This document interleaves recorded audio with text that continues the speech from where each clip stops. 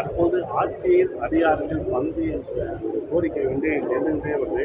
இதைதான் முன்னதாக திருமாவளவன் கோரிக்கை வைத்தாரு. ஆனா தற்போது அதுக்கு உண்டான சூழ்நிலை இல்லைன்னு சொல்லி சொல்றாரு. ஆனா அடுத்து வரும் ஆட்சியில் பங்கு கேட்கின்றாங்க. ஆனா ஆட்சியில் பங்கு தரன்னு சொன்ன விஜய நாடு யாரும் போக மாட்டாங்கன்னு எதிர்பார்க்குறீங்க. இல்ல, அது உங்களுக்கு நீங்க விளங்கிடணும். நீங்க ஆட்சியில் பங்கு அதிகாரத்தில் பங்குன்னு, ஆட்சியில் பங்கு அதிகாரத்தில் பங்கு ரெண்டும் ஒன்று தான்.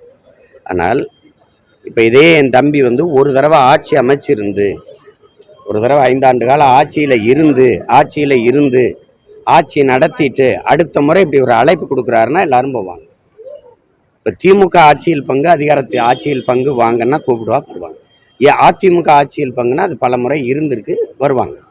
ஆனால் ஆட்சிக்கே வராத, தேர்தலே நிற்காத ஒருவர் அழைக்கும் போது நம்பிக்கைக்குரியதாக இருக்காது. முதல்ல அதை நீங்கள் விளங்கிக்கணும். இப்போ ஐயா விஜயகாந்த் தலைமையில் மக்கள் நல கூட்டணின்னு ஒன்று வரைஞ்சுன்னா அவர் 10 விழுக்காடு வாக்கு வச்சுருந்தார். அதனால எல்லாரும் அவர் சரி 10 விழுக்காடு இருக்குது, நம்ம எல்லாம் சேர்ந்தா ஒரு குறிப்பிட்ட அளவுக்கு வெற்றியை போய் தொட்டுடலாம், ஒரு மாறுதலை உருவாக்கலாம்னு நினைப்பாங்க.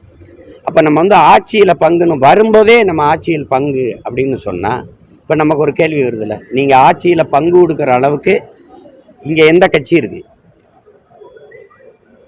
நீங்கள் ஆட்சியில் பங்கு கொடுக்குற அளவுக்கு தூய்மையான நேர்மையான கட்சிகள் இருந்தால் நீங்கள் ஏன் கட்சி ஆரம்பிச்சீங்க?